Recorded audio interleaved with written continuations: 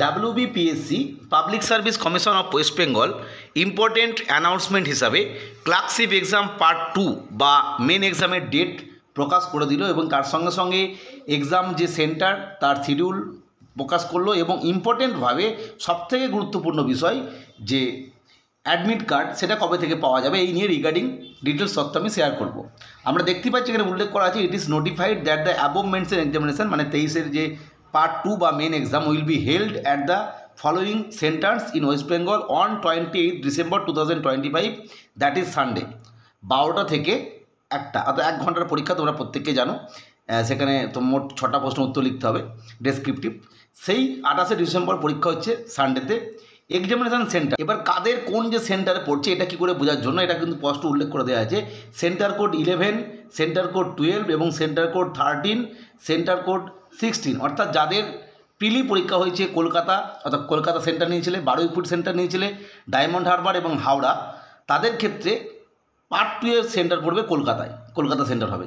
2 নম্বর হবে ব্যারাকপুর, বারাসাত, এই দুটো সেন্টার যাদের ছিল 14-15 কোড তাদের ক্ষেত্রে ব্যারাকপুরে পার্ট 2 পরীক্ষা হবে। যাদের পরীক্ষার সেন্টার ছিল প্রিলিতে মানে পার্ট 1-এ চিনসুরা মানে চুঁচুড়া, বাডোয়ান এবং দুর্গাপুর, তাদের সবার পরীক্ষা হবে বাডোয়ানে। এবং 20, 21, 22 এইভাবে যে সেন্টার কোড ছিল মূলত মেদিনীপুর, তমলুক, বাঁকুড়া, পুরুলিয়া, ঝাড়গ্রাম, এদের ক্ষেত্রে পরীক্ষার সেন্টার পার্ট 2 এর ক্ষেত্রে হবে মেদিনীপুর এবং খড়গপুরে।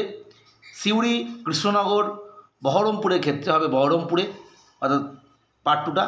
মালদা, বালুরঘাট, রায়গঞ্জের ক্ষেত্রে হবে রায়গঞ্জ এবং শেষে নর্থ বেঙ্গলের ক্ষেত্রে জলপাইগুড়ি, আলিপুরদুয়ার, কোচবিহার, শিলিগুড়ি, কালিম্পং, দার্জিলিং সবের যে প্রিলির পরীক্ষা সেন্টারগুলো ছিল তার মেইন পরীক্ষা বা পার্ট 2 এর সেন্টার পড়বে শিলিগুড়িতে।